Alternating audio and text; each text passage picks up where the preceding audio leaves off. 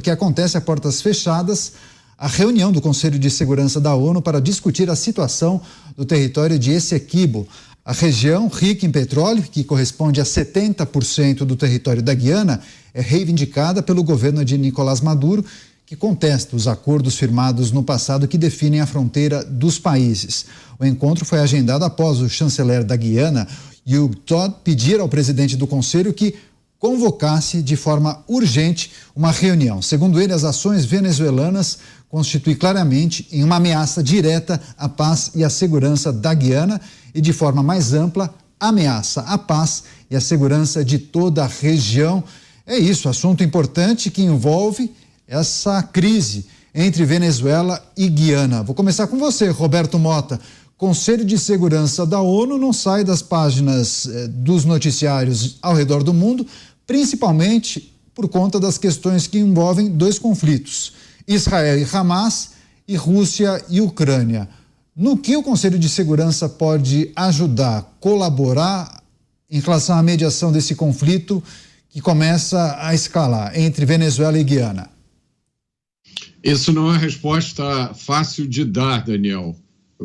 Pelo que a gente viu, né, nos últimos meses, especialmente em relação ao conflito no Oriente Médio, a posição do Conselho de Segurança nem sempre é uma posição que consegue ajudar a avançar nas negociações em determinada situação. Eu acho que tudo fica mais complicado porque há a notícia de que Maduro tem uma viagem programada para a Rússia, e essa notícia teria sido divulgada pelo próprio Kremlin. A Rússia tem um veto, poder de veto do Conselho de Segurança da ONU, então nada vai sair dali que entre em conflito com os planos, os desejos da Rússia. Então é uma situação muito complicada. A gente não consegue saber até onde o Maduro está blefando, até onde isso é uma bravata dele, ou até que ponto isso é um último recurso que ele está usando para se manter no poder. Eu acho que o que Maduro vai fazer depende muito das mensagens que ele vai receber da Rússia, do Irã e, quem sabe, de alguns outros parceiros latino-americanos. Pois é, Cristiano Beraldo, além dessa reunião do Conselho de Segurança da ONU para tratar dessa questão que envolve Venezuela e Guiana, tem essa viagem de Nicolás Maduro. Ele deve embarcar para Moscou nos próximos dias, justamente na tentativa de reforçar o apoio mútuo entre os dois países. Vladimir Putin seria um fiador de uma eventual invasão da Venezuela no território da Guiana? Olha, sem dúvida alguma, há uma relação ali bastante próxima de Maduro com o Kremlin, né, com Putin.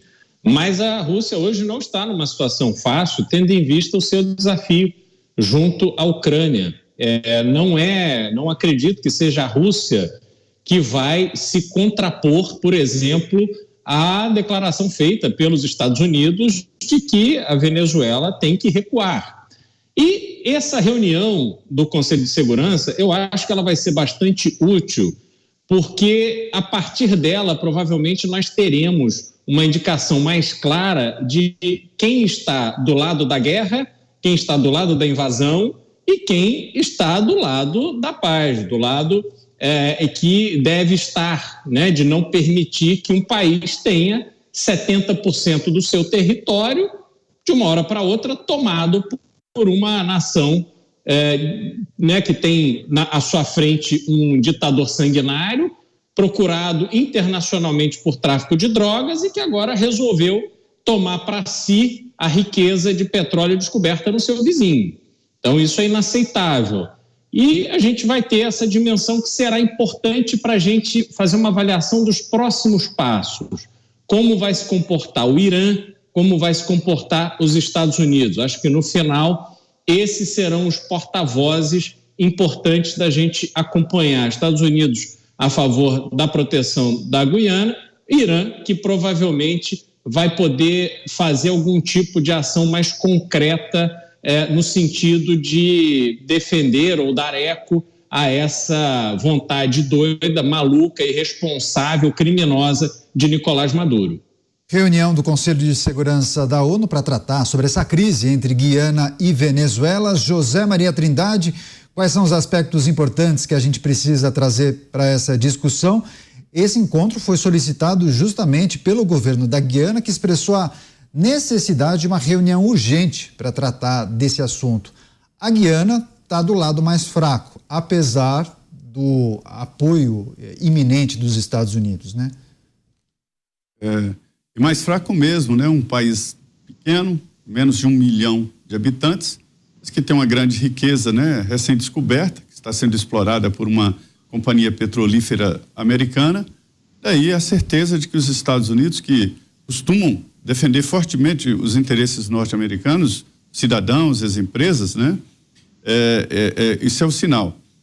Isso mostra que, mesmo sendo pequeno, há um concerto nacional diferente. O John Donne disse que nenhum homem é uma ilha, né? E é uma frase que foi a abertura do livro Por Quem os Sinos Dobram, do Ernest Hemingway. E isso acabou mostrando que agora os países também estão assim. Nenhum país é mais uma ilha. Ou seja, uma guerra que acontece em qualquer lugar do mundo, ela é acompanhada e fere interesses de vários partidos, de vários países. Isso é natural. A gente vê, por exemplo, que a invasão da Rússia na Ucrânia, que eu me recuso a chamar aquilo de guerra, né? Essa invasão acabou afetando o mundo inteiro. Ele acabou promovendo dificuldades, inclusive aqui no Brasil, de fertilizantes, tornou alimentos mais caros, principalmente trigo, e enfim, acabou afetando o mundo inteiro. E mais recentemente essa guerra lá de Israel com o Hamas, que não é nem entre dois estados, né? É um estado, o Estado de Israel contra um grupo terrorista, mas mesmo assim afeta e todos estão em cima. Então eu chamo a atenção disso aí para mostrar que é um novo momento da humanidade, um novo momento da civilização. Então não pense o Nicolás Maduro que ele vai anexar, porque invadir 70% de um país é anexar e nomear interventor, que vai ficar por isso mesmo e que ninguém vai ficar sabendo e que vai ficar só aqui na América Latina e que o governo brasileiro tem afinidades e vai botar panos quentes. Não vai ser assim. Até o governo brasileiro reagiu. Ontem, o ministro da Defesa, José Múcio, foi muito firme. E ele, para falar daquele jeito duro, dizendo que não vai permitir que use espaço brasileiro para invadir a Guiana, para dizer que o Brasil não apoia, isso aí ele deve ter falado com o presidente Lula, é claro, né? Então, assim, uma demonstração de que o governo brasileiro não vai embarcar, apesar dessas afinidades com o ditador Nicolás Maduro, não vai embarcar nessa aventura. Então, mas demorou, hein, Zé? Respondendo... Oi? Demorou, né? Para se posicionar. Eu acho que ainda está leve, mas só de levar o assunto para o Mercosul, como nós sugerimos aqui nos Pingos nos Is, né? Acho que o Mercosul não é só troca de mercadoria, não. Tem que funcionar como um bloco unido politicamente. E é, sim, um bom momento para o Mercosul solucionar um problemão. Porque eu entendo que só o plebiscito já é uma agressão. Fazer o mapa é a segunda agressão, o mapa anexando. E a terceira é nomear um interventor. Pois é, essa situação pressiona o presidente Lula. Você, Mota? Só ter o Maduro já é uma agressão. Receber o Maduro aqui no Brasil é o quê? Convidar o Maduro para participar do fórum disso, fórum daquilo, organização. Não, só ter o Hugo Chávez, há quanto tempo faz que o Hugo Chávez entrou no poder? É inaceitável.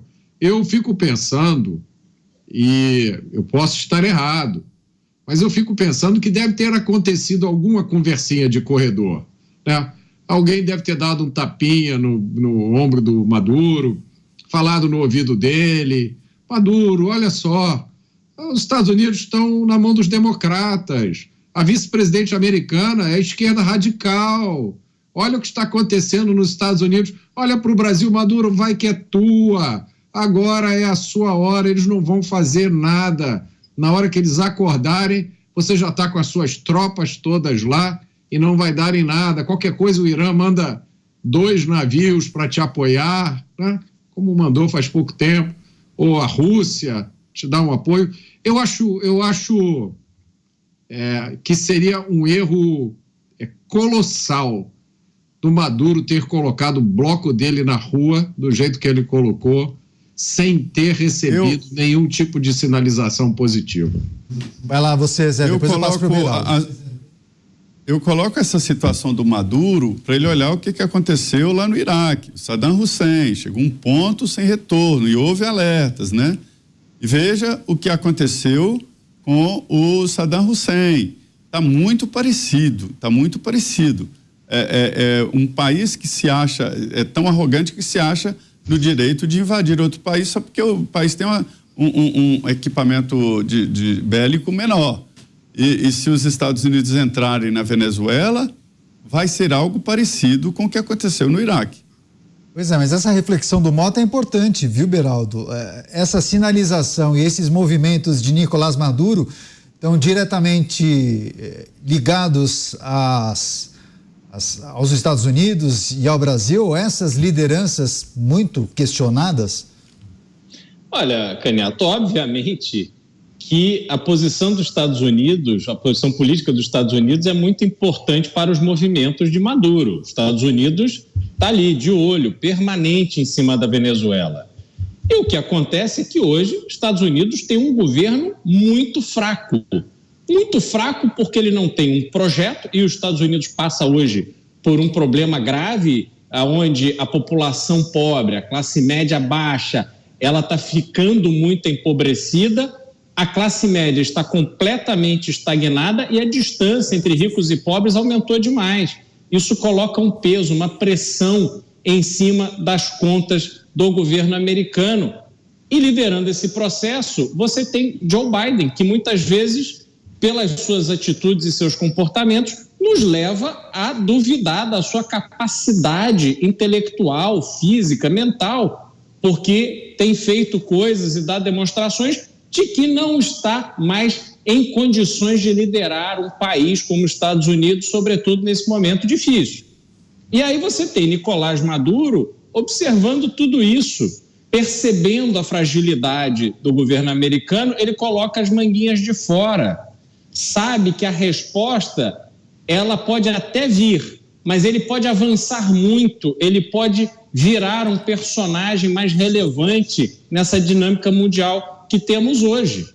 E é isso que está acontecendo. Agora, imagina se a Venezuela segue em frente com a anexação dessas áreas da Guiana. A gente precisa lembrar que a Guiana Francesa está ali fazendo fronteira com o Amapá. 400 mil pessoas, ou mais de 400 mil pessoas, acho que 400 mil pessoas é a população de Macapá, mas enfim, é uma população razoavelmente pequena, comparável à população da Guiana, com uma riqueza de petróleo que está ali intocada. Por quê? Quando se fez a concessão de exploração de petróleo na costa do Amapá, quem ganhou inicialmente essa concessão foi uma empresa francesa, que depois foi colocada para fora a pontapés pela turminha que usa a bandeira de defender o meio ambiente, quando, na verdade, olha para essa bandeira como uma forma de militância política.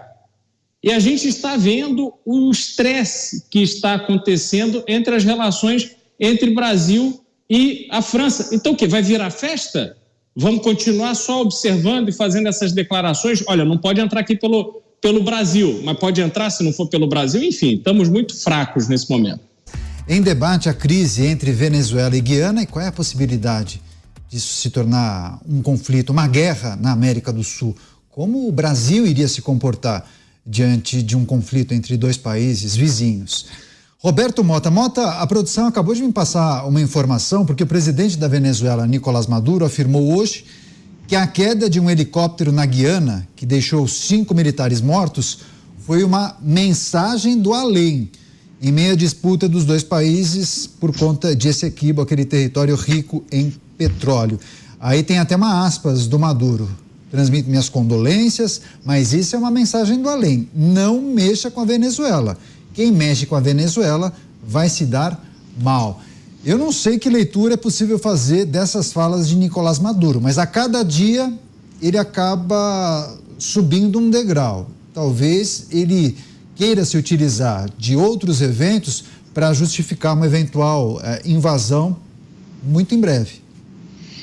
Ditadores, psicopatas que estão na posição de liderar um país, né, que recebem um país de presente do seu antecessor, eles seguem todos mais ou menos o mesmo script, né? Eles não têm muita alternativa. Maduro, eu imagino, ele não deve ter a alternativa de transmitir o poder pacificamente a um sucessor e se aposentar e criar galinhas numa fazenda, porque ele sabe que tem muita conta esperando ele, né? Ele sabe que no dia que ele deixar de ser protegido por seguranças armados, ele vai ter que dar explicação para muita gente, se eu não me engano, até para o departamento antidrogas do governo americano, que não faz muito tempo colocou um prêmio, se eu não me engano era de 15 milhões de dólares, não só por Maduro, mas por várias pessoas do seu governo. Então Maduro não tem essa opção. A opção que ele tem é continuar nessa trajetória de blefes, de bravatas, de gracinhas. Mas é como o Zé Maria lembrou muitíssimo bem. Lembra a gente do Saddam Hussein, né? Saddam Hussein, o todo-poderoso, que fazia, mandava e desmandava, desafiava os Estados Unidos e terminou seus dias escondido num buraco no chão, onde ele foi encontrado por soldados americanos. Você, José Maria Trindade, as falas de Nicolás Maduro subindo o tom. Eu vou parafrasear aqui um político que eu gosto de citá-lo, né? Ulisses Guimarães. Ele diz: eu odeio ditadura e tenho nojo de ditador. Uma ditadura rouba a alma do ser humano, faz o ser humano pensar o que ele não pensa, se portar de um jeito que ele não quer e não ter vida própria. Isto é uma ditadura. A ditadura maltrata o corpo através de tortura e maltrata a alma e a vida de todos, da família. Uma ditadura tem que ser mesmo combatida em todos os níveis e em todos os países. Eu não distancio a ditadura do terrorismo, porque a ditadura fechada, ela permite e incentiva o terrorismo. O que os ditadores dizem é difícil de entender, porque entrar dentro de uma cabeça de um ditador, que a gente sabe que mais cedo ou mais tarde terá um final triste, um final horroroso, espero que seja próximo o final do Maduro, né? É muito simples, é rápido demais. E a fúria vem muito forte contra o ditador, porque ele abriu feridas em todos os setores, né? Então a ditadura, ela é mantida pela força, por um apoio de pessoas que estão ganhando. Numa ditadura tem sempre gente por cima ganhando. Então é muito difícil saber o que pensam os ditadores. Como diz o Galileu Galilei, né? O movimento dos astros é previsível, mas o movimento dos poderosos, imprevisível. Agora você, Cristiano Beraldo, em meio a essas leituras que indicam blefes e bravatas de Nicolás Maduro, como bem destacou o Mota, quais são as reais chances, na sua avaliação, na sua leitura, de uma guerra na América do Sul entre esses dois países? E você imagina que, caso isso se confirme, qual seria o posicionamento do Brasil, inclusive para responder aos muitos questionamentos de espectadores aqui nas redes sociais?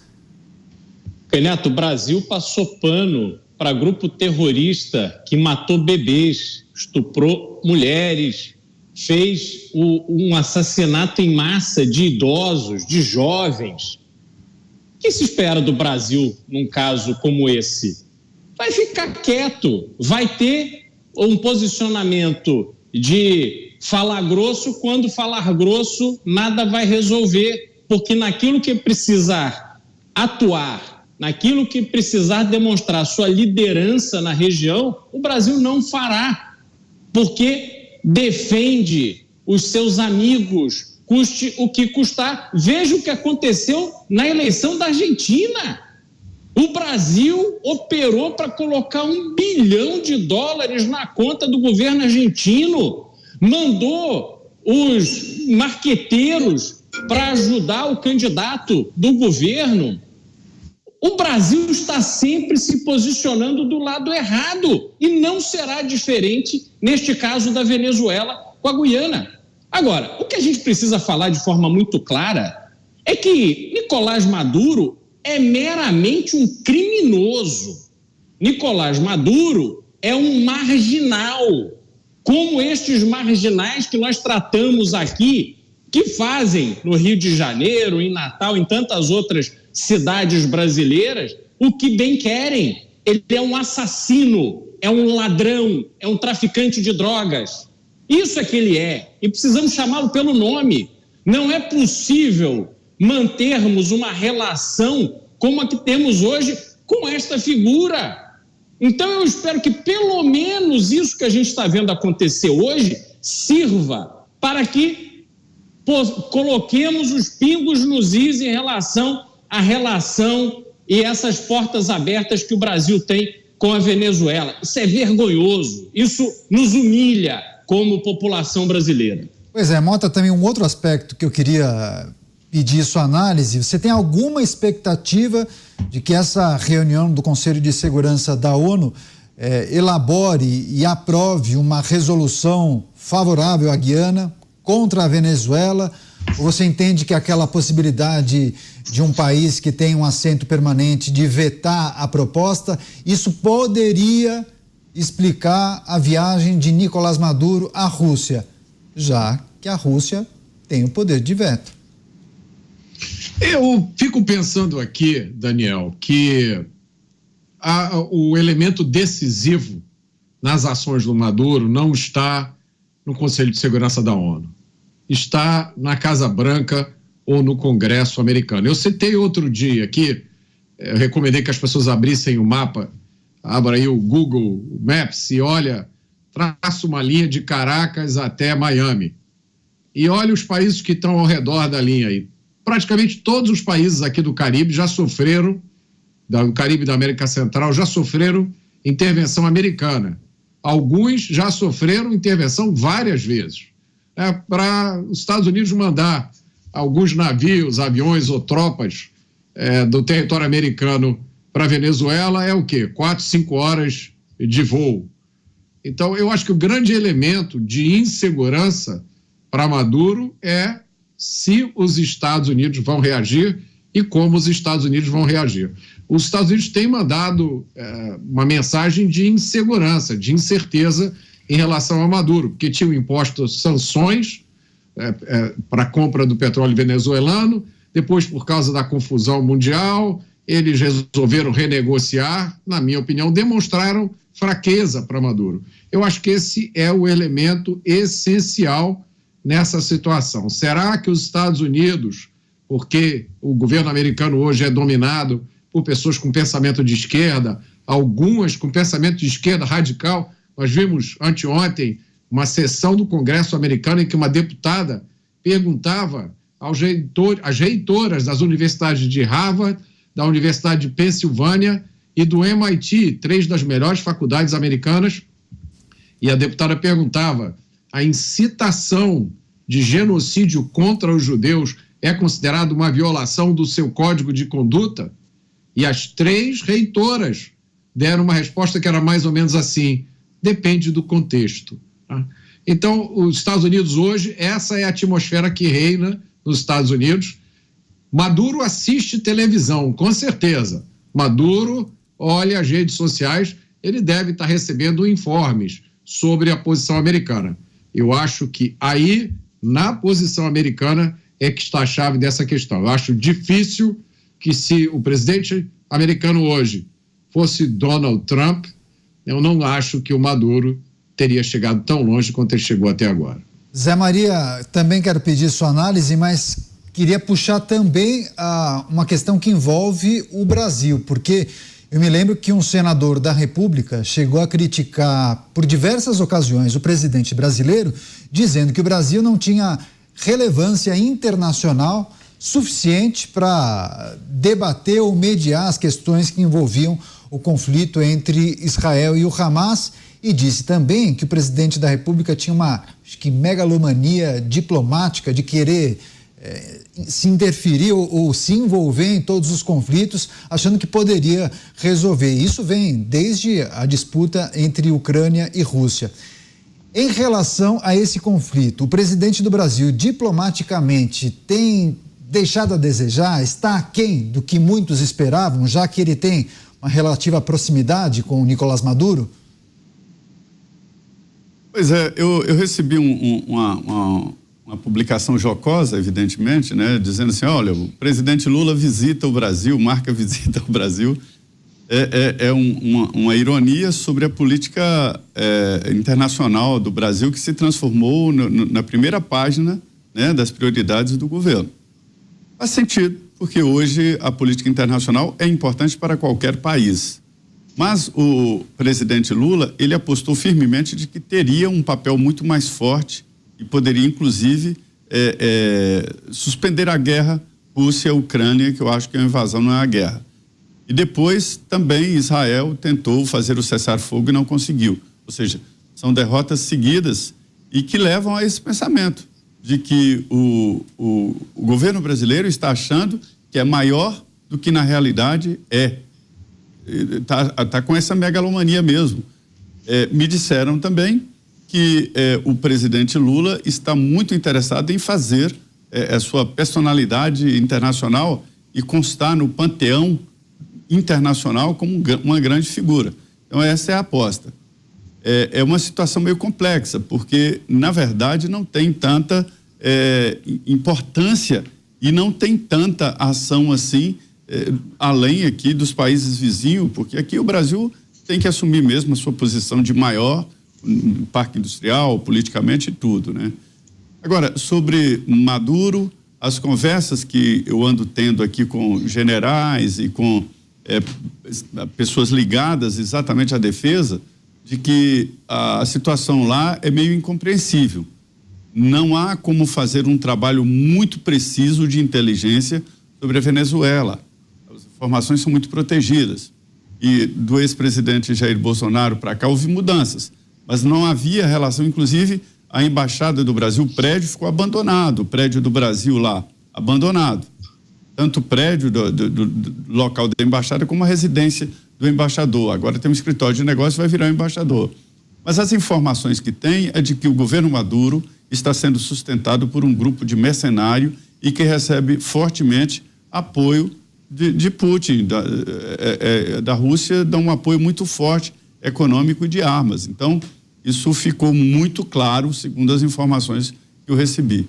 É um incentivo muito forte de Putin e do Xi Jinping da China.